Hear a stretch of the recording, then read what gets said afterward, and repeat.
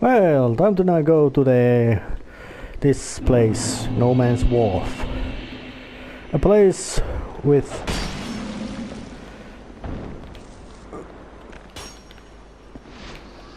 lots of enemies and, well, it's a harbor. I don't know, is it underground or... because... actually no, there's a... it looks like it will be partially underground, as in to say it's built to a cavern, which then built to a cavern in. Oh, well, it's a harbor built into a cavern, and it leads to opener. Actually, opener is somebody who opens stuff like a band, but oh yeah, it opens to the water, and you can use a ship. But yeah, there's of course enemies and treasures and all that kind of stuff, and breakable furniture. A set piece. First Dark Souls didn't have this kind of set piece of harbor or port. Actually port is the place where ships leave and dock and that kind of stuff, while the harbor is a structure built to protect ships which are in port.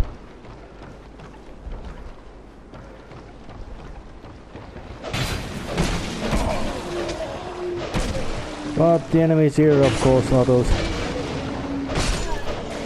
ragged dudes wearing rusty helmets. Oh, nope, no.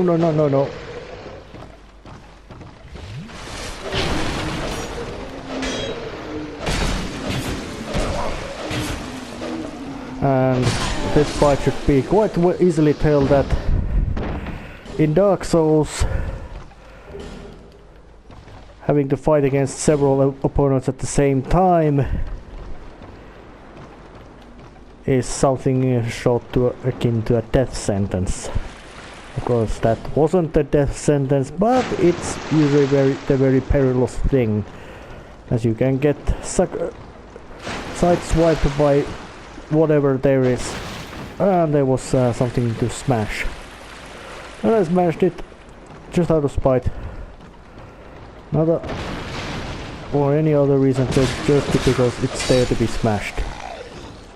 And that guy was some snake-bearing dude who doesn't care anything. And iron arrows, they are the better type of arrow in this, instead of wooden, heavy, I would say wooden, standard, feather and large arrows. There's wooden and iron arrows, which actually is, in my sense, is very good, because what is the difference between something... oh, there's a character I can talk to, but I will... human effigies.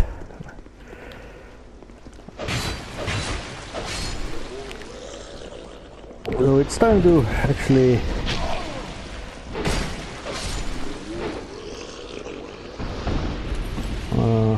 yeah, there's a doggy monster. There was a doggy monster. But let's just go and have a chat with this weird looking... whatever. What is it? I don't know you. And that's you female don't know voice. me. Things are better that way.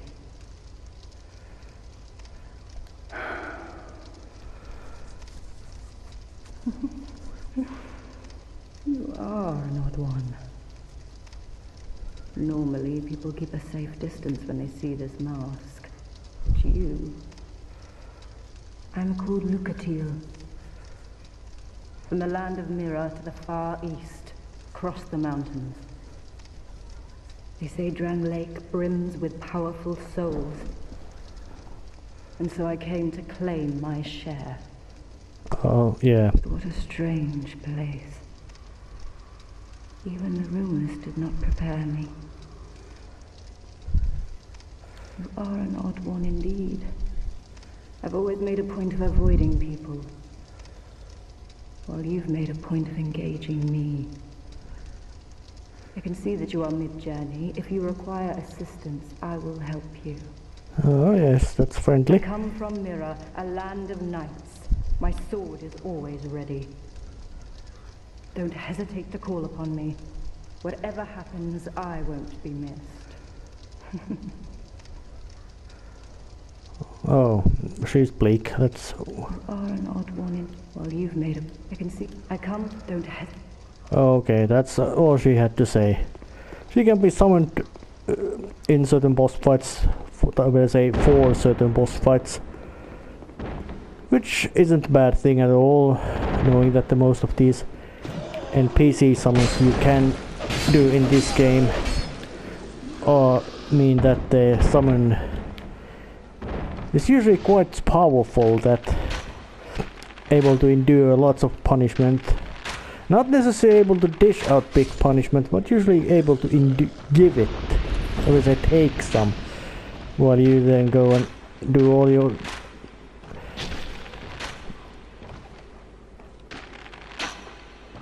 arrow through the face. And I hope those guys drop a certain object, which I'm hoping to get, which is to say the best bow in this game, perhaps even the or at least the second best bow of the game, and it has the longest range, meaning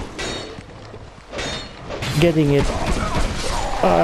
shit, I died. Coming here again. Okay. Managing to get my souls and do some cleanup work. And that's an interesting looking structure ahead. So it's guess time to go and explore it. And there's also dogs, which bite hard, or these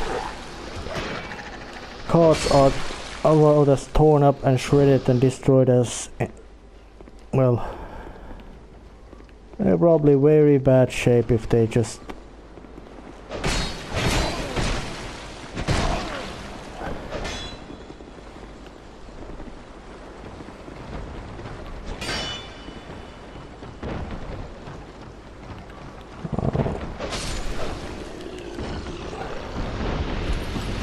and some more of these Viking-like dudes. But they die quite easily, and they kill you also quite easily. So it kind of equals itself out in the long run. You kill them, they kill you. Both happens quite quick and efficient. Oh, this guy was asleep. Now he goes to big sleep. Yeah, that was a pun. And of course, knowing that these are undead,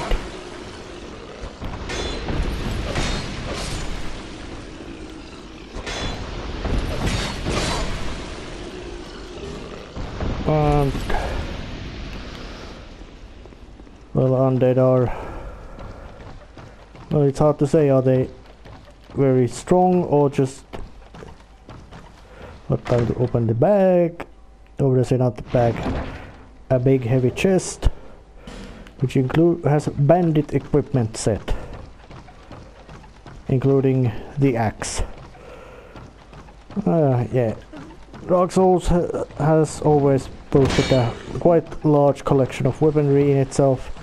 Some of them are good, some of them are bad, some of them have gimmicks. Usually those boss soul weapons have gimmicks. And of course they do three different kinds of damage. Some of them stab, some of them crush, and some of them slash. So that also pans out or evens out in the long run. And there's a path, but no way to get there. I'll run away.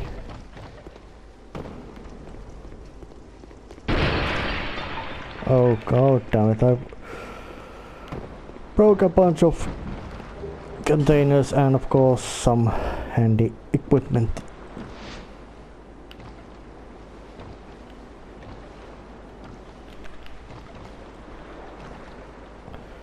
Well, yeah, No Man's Wharf, a harbor, a port area with dogs and pirates. Dark Souls is a mishmash of all kinds of settings, monsters and things like these hollow infantry guys, which have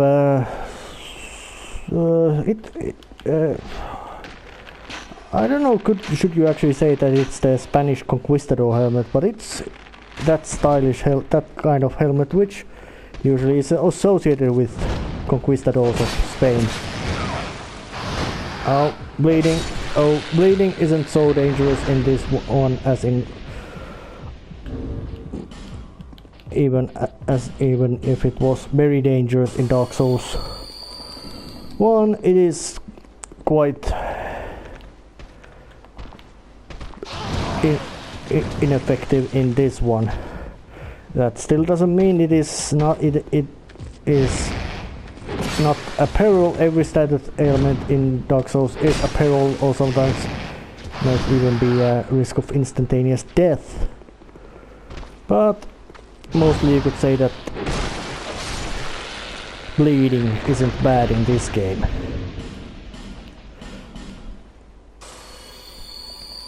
Which of course makes using bleeding yourself as your weapon quite ineffective. It does give you a bit supplement of your own stocks of damage, but mostly it's just there as a slight increase. It's time to take this. Large soul and a miracle, offensive one. Not offensive in the sense that it blows insults at you. Come on, guy. Smash and back head. Strike to the back of the head with a spiky bludgeoning device. That should cause lots of pain. Actually, it doesn't so much should. It does give lots of pain. And more of those, and they break down walls.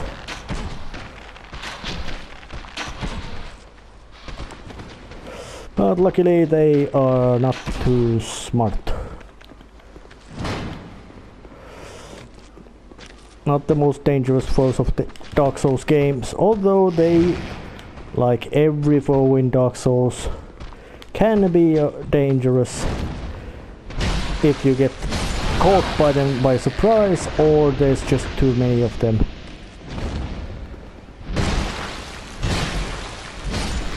But one is nothing to worry about, unless of course you just let it to chop you to mince you. Two, if you can keep them coming in a line, not too much danger, but if they keep coming from different directions, that it becomes a danger.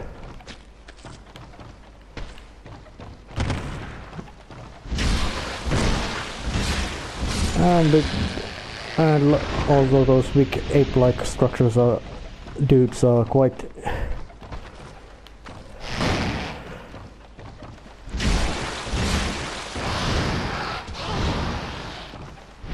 you are strong and burly dude, but you ain't so smart.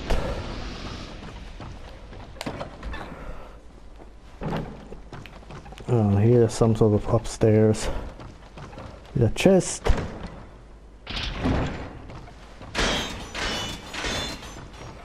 Which was trapped with a crossbow trap and silver talismans. But this trap is not trapped, chest is not trapped. And it had a great sword in it. That's a big log of metal, big hunk of metal that you use to chop up things. Just exactly as you would expect great swords to be. A big weapon.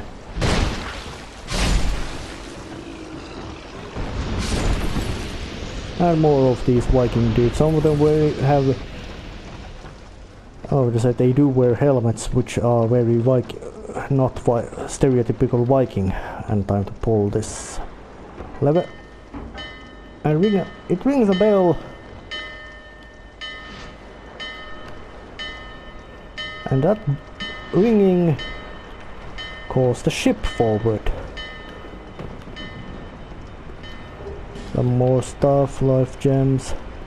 Yeah, if you want to just run through areas of Dark Souls, you can usually do it, but doing that usually means you lose all kinds of handy stuff, and all the handy stuff in these games is something you don't want to lose.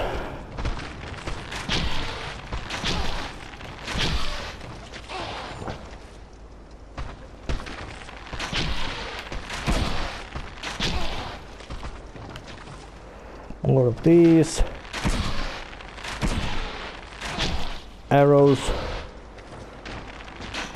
knowing that the wood arrows cost 10 soul each, and they are quite effective weapon. Not the most effective, but quite effective weapon. Means that usually using arrows to hurt enemies before they can hurt you, or sometimes just to pepper them down stuff so that you don't even get into any kind of peril by yourself. Yeah, they're both worth it. Now there's a guy lurking about. Not anymore. I guess arrow to your head. And there was also a guy lurking about, but he had much better place to lurk about. As in that he could have done a much better surprising attack at me if he would have been there lurking better. It's time to open this door.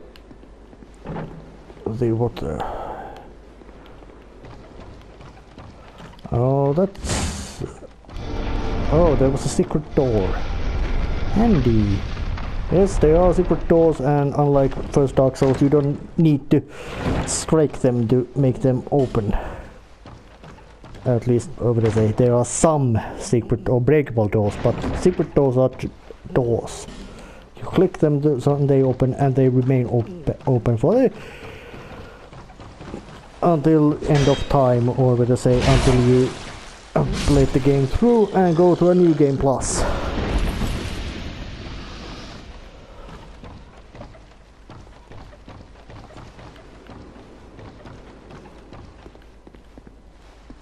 So time to pull the handle, which makes it a bit swifter to work around here.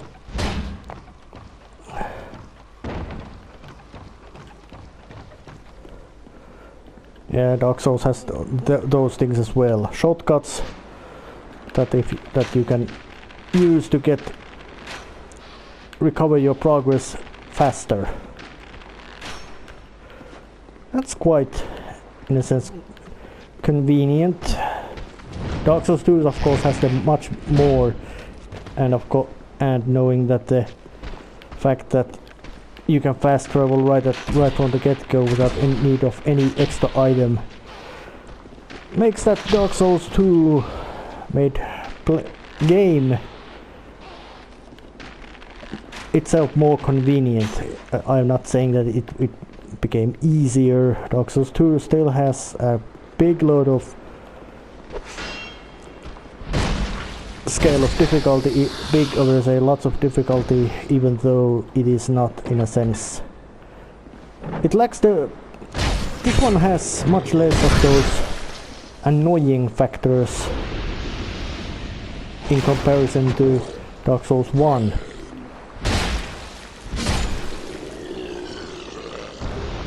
And helms. Oh, look at that. Just one swipe from a shield opened a door. Not well crafted thing at all. And those blue things of course are killable and you get handy stuff from killing them.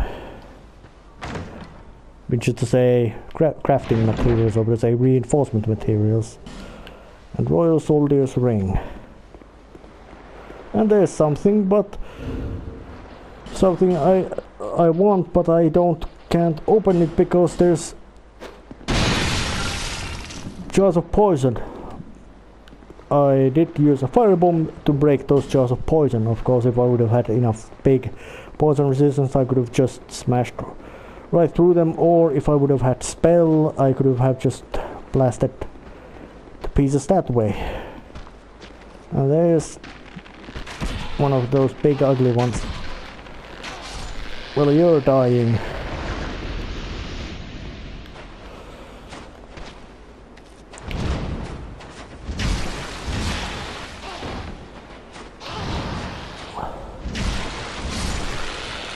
And you died. And you gave me your life gem, which I like. They have value.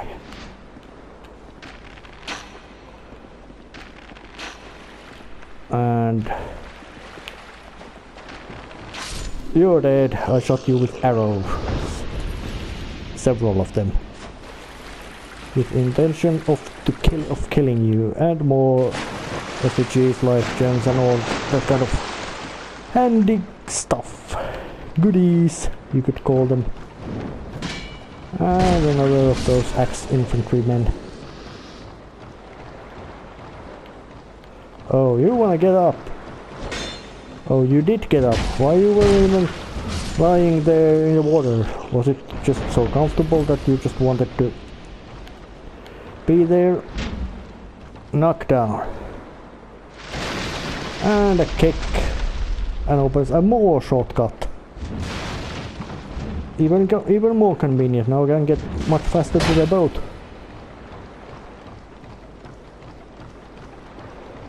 Oh, there's a guy sitting here, so let's go have a chat with him. I see light, but it remains dim. Yeah?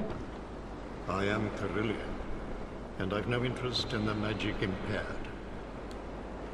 Oh. So you think I'm stupid, huh? Actually, he does think I'm stupid. And the guy is quite stupid. But then again, Dark Souls 2 does have lots of quite many handy viable builds and improving from the previous one, in which the shield use of shield was very effective. Well, it still is, especially if you have the 100% block shield. You're dead. I don't like you being here. And what are you doing there? Whatever you're doing there, I don't like it. And I'm gonna smash your skull with it. And there's one of that kind of guys. He looks quite intimidating. With that big pole of his swinging about. But he can be quite handily also crushed to death. Looks like some kind of piratey ship. Not a Viking ship, but a pirate ship. Of Pirates of the Caribbean style.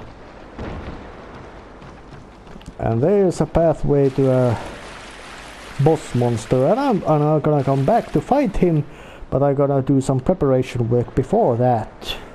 I'll see you a bit later, which for you is right away.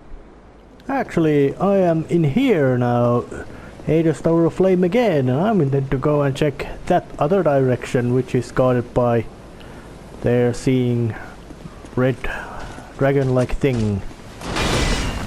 Oh, it's time to start struggling way to that way, and I of course also use the human effigy just to get myself some hit points back.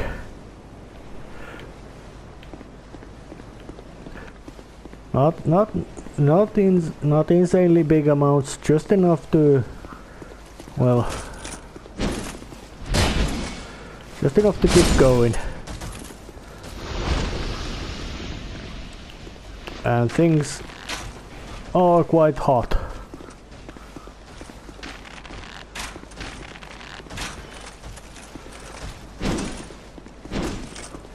And these guys, armored knights, are more or less the basic kind of enemy you face in the old Dark Souls series. Of course, how immensely huge they are varies. And Killing of the Dragon Rider has also made these knights, these ragged medieval style knights, not unfriendly. Previously they just laid low, but now they've woken up and are not friendly actually at all. They want dead. And they are quite good at making you dead. Mostly because of their quite more unpredictable moveset. While these big knights are quite much more manageable.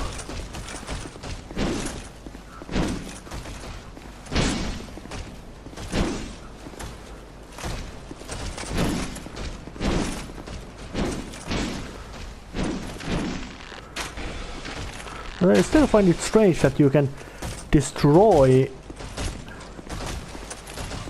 walking armor, suits of armor using just your bow and arrow, knowing that the very idea of armored suit is that it is not broken with that easily.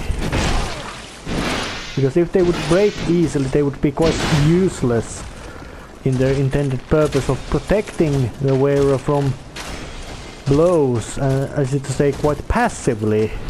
You wear armor and that's it, you don't need to do anything else. Of course, well, you do need to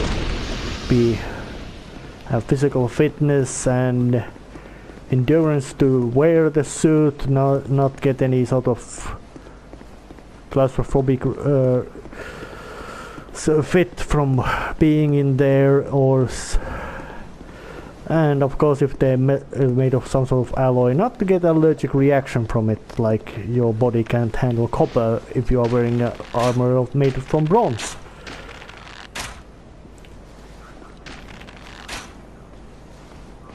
But armor it's meant to be passive.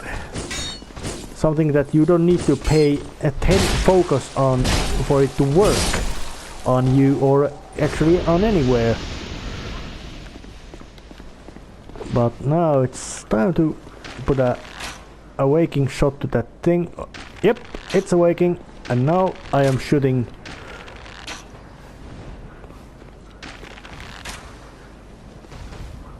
special arrows to that thing called poison arrows, which by the damage you can see are very potent. Its hit points go down just by looking in your right in your eyes. Meaning that yes, in Dark Souls 2 there's one poison status effect which is very potent, and that is poisoning. It does damage very fast, which makes it much more useful than it was in Dark Souls 1, also including that poisoning things was more difficult in Dark Souls 1, and it worked just so slow that it was there practically was no point trying to employ poison as a weapon.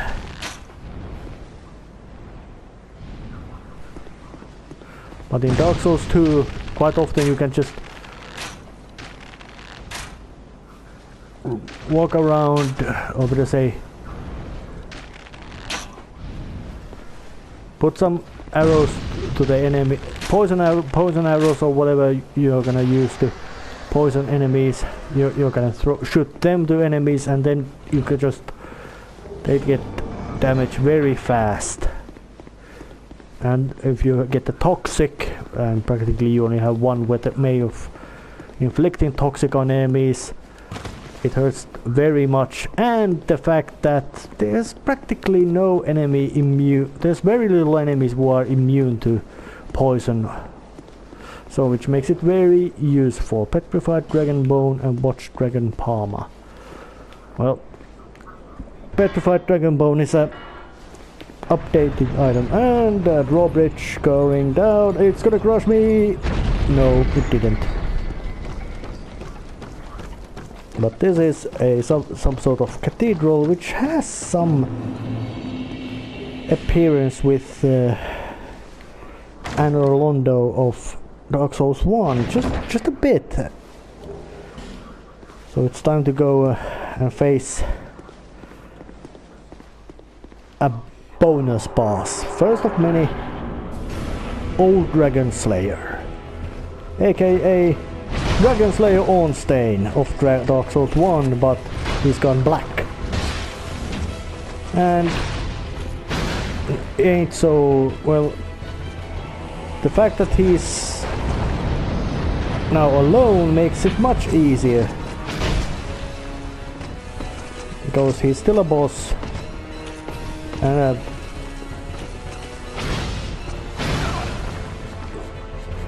meaning that you don't want to be careless about him, especially knowing that how the Estus is much less potent in this game than it was in previous Dark Souls game.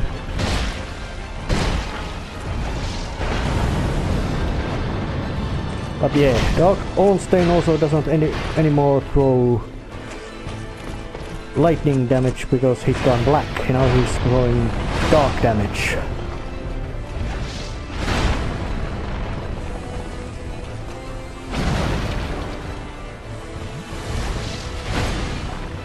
But this place is feels some sort of church or chapel.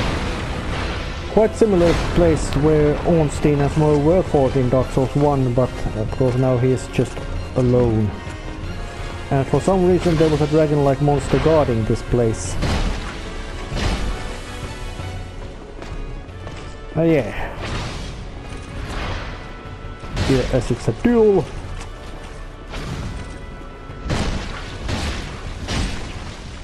Use of lock-on, blocking, and generally being careful are the way to go.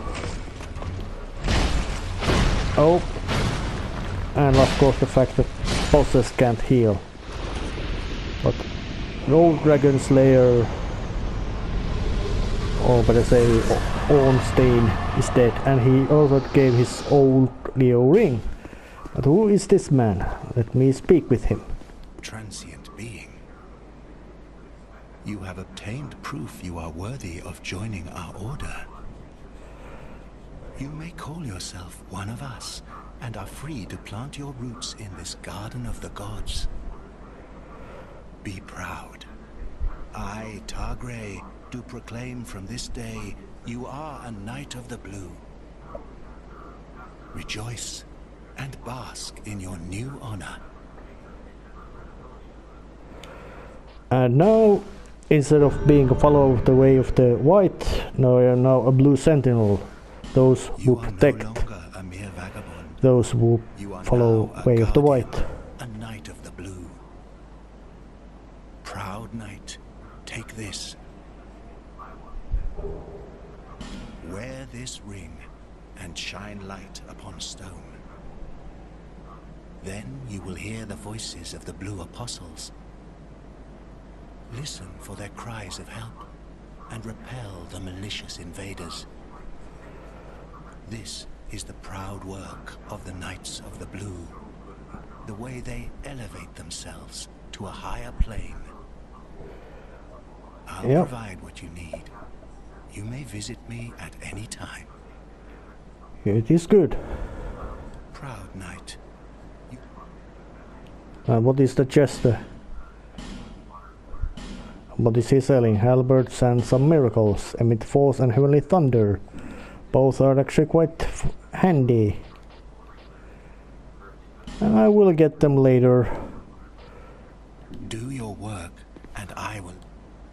proud Yes, and knight. he has an impressive Do your armor and weapon. But I got no reason to go for. I have a weird ass monster to, or whatever thing there is in that ship. I have that to kill. And this gave me nice powering up for it. So let's just see what's here in the cellar.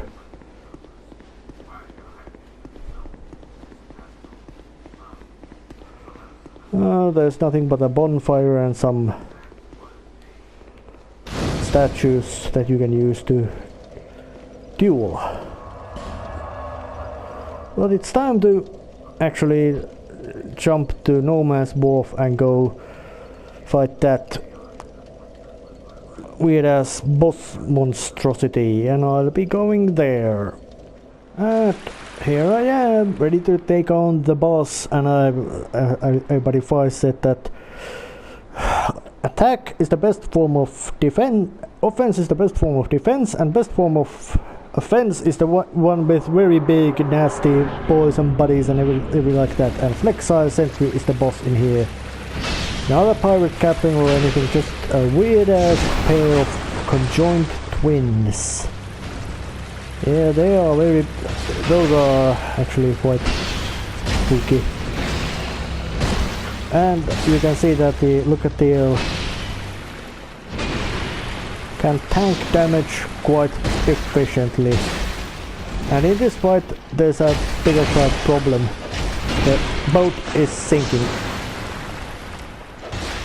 meaning the level of water is rising, meaning you have only limited amount of time to fight against Flexile Sentry before it becomes practically impossible. I do not know, does it get so high that you will just drown? Usually because I've either killed the boss before that happened or been killed by it. Oh shit. I'll try to give a look at the finishing off. Yes, not a difficult, not so hard boss, although look at the made it also easier. But ship's no longer sinking. Time to climb up, and it's impossible to miss this one. I'm going to open this. Pyromancy Flame and first Pyromancy spell. Pyromancy is the third class of magic, and it in a sense is the most powerful one. So it's now time to go and sail with the ship. Wonder where it goes.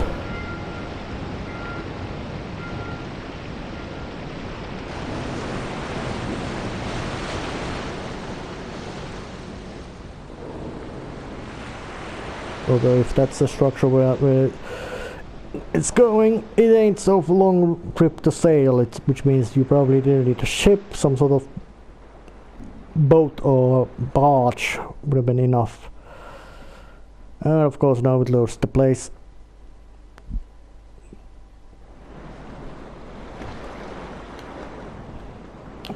And here has the arrival happened again. With this place, with the seaway, and of course having arrived with sea means that it also have on this very low level, and a couple of Viking guards, not the most awake guards. I'm not to worry about them, that way I don't have to fight against them simultaneously. And oh, there's a way there's some place over there, but this rickety elevator is leading somewhere. Where? I don't know.